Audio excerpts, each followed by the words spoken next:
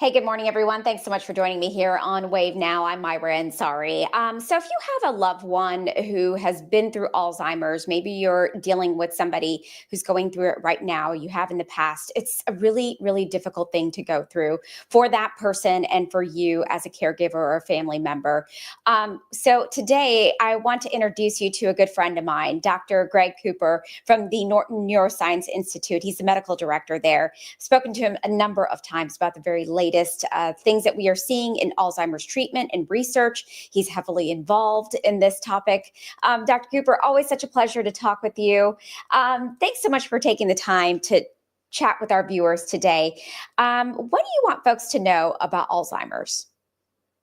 Well, it is a difficult disease. It's a disease that affects the whole family. But right now, I want people to have hope. It's an exciting time in the field. We don't have the cure yet, but we're making progress. In the last couple of years, for the first time, we have two drugs that are approved by the FDA on the market that slow the progression of this disease. And there's lots and lots of research behind that, constantly looking for new treatments, new ways to care for these people. So I want people to know there's hope, things are getting better, and there's support for you. Mm-hmm. What's the difference between dementia, Alzheimer's? Is it all kind of under one umbrella? How do you classify some of that? Sure. So dementia is really the broad umbrella term. Dementia just simply means there are changes in cognition, memory, thinking that are to the degree that we need help with our day-to-day activities. And then Alzheimer's disease is one type or one cause of dementia. It turns out to be the most common cause. 60 to 80% of dementia is due to Alzheimer's disease, but there are other potential causes for dementia. If you have a loved one who's been through Alzheimer's, feel free to share your experience here with us, what that was like, because sometimes we just need to be around other folks that kind of understand it, right? I've kind of seen in the past year, Dr. Cooper, my dad's kind of going through that dementia phase, and it's kind of heartbreaking and it's really sad. He was a physician his whole life. Ask him now, he's retired, but he'll say, I'm still a doctor. And I'm like, yes, you are. But, it's tough to see that your loved one going through that difficult phase in life. It is really hard. And I think a couple things people should keep in mind. They're certainly not alone. Just in the US alone, we have nearly 7 million people with Alzheimer's disease. So there are a lot of other people out there that we should talk to, we should gain support from. The other thing I would say is for many people with Alzheimer's disease, they're still the wonderful, special human being that we knew all along. It doesn't mean things don't change. It doesn't mean that there aren't increasing problems. But I will tell you, some of my favorite people that I have gotten to meet over the years have Alzheimer's disease. And so we're still able to appreciate and enjoy those people, at least for as long as we possibly can. Who is most at risk for Alzheimer's? Men, women? Is it an ethnic group? Well, the most common or the most important risk factor is age. So certainly as we get older, it becomes more common. But then beyond that, to really answer your question, women do seem to be at a higher risk. And then there are certain ethnic groups. African Americans have twice the risk of developing dementia as Caucasians. Hispanics have 1.5 times that risk. So there are some differences. Why is that? We don't entirely know. In the past, we thought this may be due to genetic differences. That's probably not it. It probably has to do with what we call social determinants of health. Access to good health care, access to good nutrition, access to clean air, and to some degree, the stress of being in a minority may lead to changes in the brain that put us at higher risk for dementia. We don't know all of those answers yet, but probably a combination of those factors. Let's talk about age. When do we kind of see Alzheimer's creep in? Most commonly, we think of it as affecting those over the age of 65. So approximately 1 in 9 people over the age of 65 will have some form of dementia. And actually, the risk goes up as we get older. So it's been said before that by the time you reach 85, your risk gets to nearly 50%. There are people in their 50s, even 40s, that may develop dementia, but that's relatively rare. This is usually going to affect people over the age of 65. Let's talk about some signs. How do you know if simple, just like I forgot what I ate earlier today versus, something that we may all experience, but versus like real signs of Alzheimer's? Yeah. That's a difficult one, I think, because the truth is we all forget most of everything every day. Hmm. And so knowing where that cutoff between normal and not normal can be difficult. I would say, first of all, look for a clear change. I have had trouble coming up with words or names my entire life. That's not a change. But if suddenly there's a change, I'm having more trouble recalling the conversation I had yesterday, more trouble coming up with names, I want to say, more trouble communicating, maybe more trouble navigating. A clear change would raise that concern. But you have to be careful. Day to day things, forgetting where I parked my car once, every once in a while, forgetting my keys, forgetting an appointment because I just simply have too much on my plate. Those are things we all experience, and I think we do have to be a little careful not to overinterpret those normal day to day things that we all experience. That's interesting you said that because right now what I'm observing, and my father, I love him so much, but like it's so hard to see some things. Like he'll be talking and then all of a sudden he just stops and just kind of like drifts off somewhere else. And it's just like the Yeah. thoughts are sometimes are not completing. The Yeah. conversation he was able to hold, no, he can't hold it for very long. And it, you can Well, just tell. yeah, we always think of memory as the real problem. Remembering that conversation, remembering what we said a few minutes ago, remembering the answer we got. But the truth is, for many of us, language is probably the second most important symptom. And again, we all have word finding problems. I'll pause at some point here during this conversation thinking of a word. But that can become much more severe. We really have trouble accessing those words, which makes it difficult for us to communicate those thoughts, those ideas. And that may be what you all are saying. And sometimes that leads to a ripple effect, right, Dr. Cooper? So I'm having trouble communicating. Therefore, then I kind of shut down internally, right? Yeah. You become less social. You don't engage. It can just That- kind of have a one after the other You're effect. you're spot on, and that can be a real problem. We do see that withdrawal over time, and now sometimes it can be because we just don't have the same interests that we had before. But that's something I think we really ought to fight against. The brain wants to be exercised. We need to be stimulated mentally. We need to be stimulated socially. And so it's important to try to push that social interaction, even though the natural inclination may be to withdraw to some degree. I'm glad you mentioned that. Okay, because I was reading that physical therapy in several cases, occupational therapy, speech and language therapy, as we just mentioned, pathology, Yeah. can really help manage the disease. Yeah, that's exactly right. And I think we've done a poor job of recognizing that in the past. And granted, if I'm dealing with a loved one with a dementia, there's only so much I can do.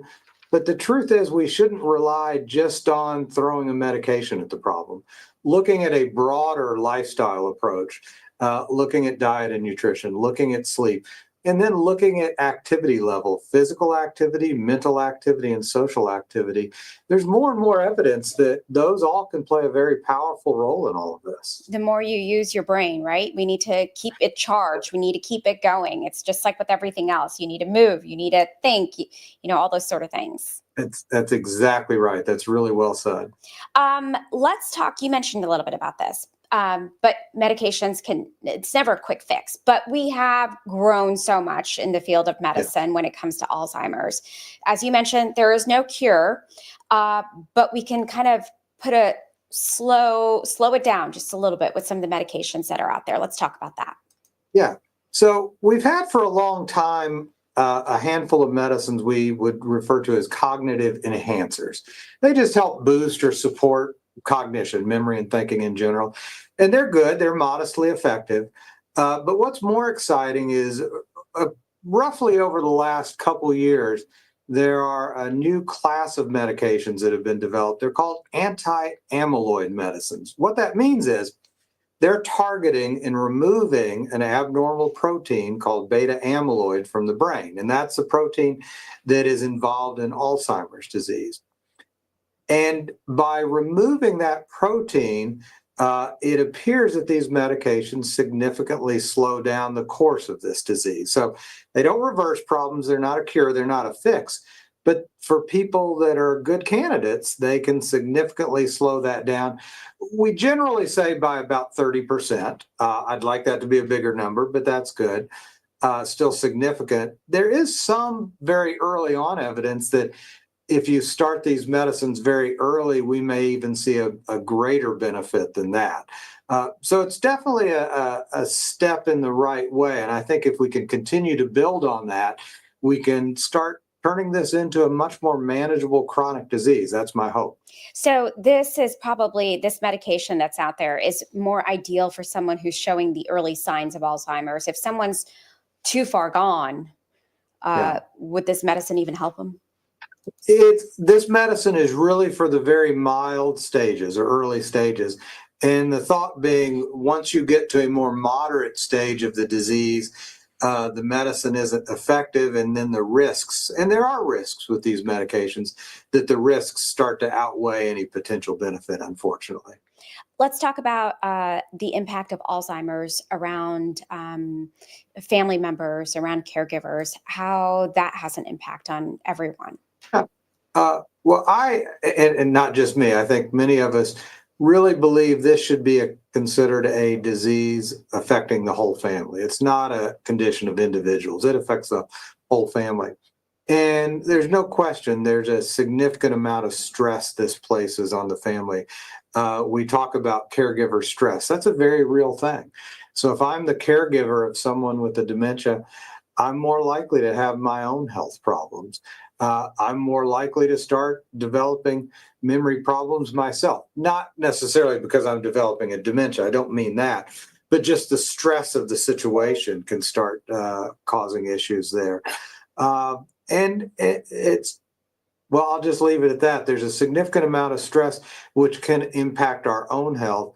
And then when our health is impacted, that starts to snowball. It starts to affect the health of our loved one as well. So it's really critically important that caregivers take time for themselves, pay attention to their own health, and really take care of themselves. That's not a selfish act. That also pays dividends for their loved one that they love and care about as well. Absolutely, 100%. I see my mom going through that, and it is really, really hard. Her health has declined ever since my dad's health has declined, and I know that it's just tough on her. Yeah. So a big thank you to all of our, people out there who are caring for somebody. It can be kind of a tough job to do, a thankless job, but you do have to take care of yourself. And as you mentioned, Dr. Cooper, it is not at all selfish to do that. Do you think we'll ever find a cure? Is it somewhere out there? I am an optimist, and I do think it is out there. I don't think it's out there at the end of this year or next year. I think it's going to take time to get there. But I really am an optimist, and seeing some of the breakthroughs that have been made over the last 2 to 3 years is part of what gives me that optimism. Mhm. Is Alzheimer's hereditary? If How does It, that work? it it is in a couple of different ways. So there are rare conditions, well less than 1% of people who they inherit a specific gene from their parent and they will get this condition. That's uncommon. We don't expect that. But we do inherit a higher or lower risk based on our family history. So much in the same way that I may have a higher or lower risk of diabetes or heart disease or any number of conditions. So it is said if I have a first degree relative, so a parent, a sibling with Alzheimer's disease, then my risk is going to be double what it would be otherwise. But I want to be careful and point out There are lots of people that have a very strong family history that will not develop dementia, and there are people with no family history that will develop dementia. So it simply changes our risk, but it's not deterministic. The Norton Neuroscience Institute is really a leader in providing care for folks in our community. Tell us about the work that your team does, and Uh, what sort of services that you offer to folks. well, I will. I, I, I could go on all day about this, and I promise you, it's not because of me. We have an absolutely fabulous team here. We have a large group of providers. We've got 4 physicians. We've got 3 advanced practice clinicians, all seeing patients every day, and so we do a great job there. But it's really, in my opinion, much more than that. From a treatment standpoint, we were one of the first in the country to offer these new treatments, and it's not an exaggeration to say that we're amongst the leaders in the country in that. So I'm very proud of that. We have a resource center that provides an unbelievable number of educational offerings, programs, support groups, things like that. And that's really aimed for all of our patients, their families, and the entire community. And then we're getting increasingly involved from a research standpoint, trying to come up with new models of care, new ways to support people, research both at the basic science level or kind of at that translational level, trying to bring that into the clinic and advance our care. I'll just say one thing in particular. We're part of a grant right now that's developing a brain health navigator program. This would be a program where we have navigators that help support patients and families through the whole process of getting a diagnosis, going through the workup, getting to treatment, support for the whole family. And the intent of this is to create a blueprint that then can be a model for the rest of the country to follow. So I think we're doing a lot of exciting things here. It's really been a absolute thrill to be part of this program. Dr. Cooper, I always appreciate your passion, because whenever I talk to you about this, I can see how much you care about Alzheimer's, your patients, the work that you're doing at Norton. So that I really admire about you. So you all have an exciting event that's coming up just in time for Derby. It is the 2025 Alzheimer's Derby Luncheon. It's going to be happening Tuesday, April 29th. I'm honored that you all have called me back to be a part of this event. I'm going to be emceeing it for you. But this year's event is sold out, which we were joking around that that's a good problem to have. It's gained in popularity so much because this is something that folks want to know more about. Uh, it's a great event. We changed venue this year, uh, hoping to accommodate people, and yeah, we sold out again. So it's somewhere over 350 people will be coming. I keep joking, although maybe I'm serious, that we're going to have to do it in the Yum Center that's coming soon. Uh, it's going to be a great event. We have a speaker, Phyllis Farrell, who has become one of the leaders globally in the area of Alzheimer's disease and really pushing forward care and research. I personally am very excited. We have the CEO and the Chief Strategy Officer from the American Academy of Neurology coming. They're going to say a few words about our brain health initiative. But you stole my thunder. Most importantly of all, you will be there. I think that's why we are drawing so many people. Well, I don't know about that, but Well, I am personally thrilled that you'll be there, and it will be great. I am sorry that it sold out, but I hope for anyone interested that they're able to sign up early next year. And I will push on our team to look for larger venues over time. It has really turned into a special event. it is, and it's just great to see everybody come out there the week of Derby, have a great, hear great speeches, hear from where we're at here locally with the latest developments, and hear inspirational stories. I think last year when I was there with you all, I was really touched by the woman that you all brought in, and she talked about her care at Norton Healthcare and how her husband was helping her, and it was just very touching to hear all of that. So thank you for giving folks the opportunity. Yeah, so next year, folks will have to get their tickets a little earlier. Maybe we'll find a Yes. bigger venue too. So in this link, folks, I've put a link to Norton Neuroscience Institute's Memory Care Center. You can click on that where you can get some more information about the team at Norton Healthcare, Dr. Cooper as well. Dr. Cooper, anything that I'm not asking you that you want folks to know? I don't think so. I think we covered a number of things. I think I just would want to leave everybody with a sense of hope. This is a serious condition. There's no doubt about it, but we're making real strides in terms of treatment. I think the future is only going to look brighter. And I think I'll leave with this. In the future, you're going to hear more and more about brain health and prevention. My dream someday is to make conditions like this just a historical footnote. We'll stop them before they ever start. We'll get there one day. I want to give a shout out to McKenna. She's joining us on Facebook. She said, Dr. Cooper is amazing. I agree with you, McKenna. He is fabulous. That's why we always like to talk with him. Dr. Cooper, thank you for everything that you do for folks. Well, thank you very much. It's always a great pleasure to see you. Always good to see you. I'll see you next week. Yes, All right. absolutely. I'm Myra. Sorry. Have a great day.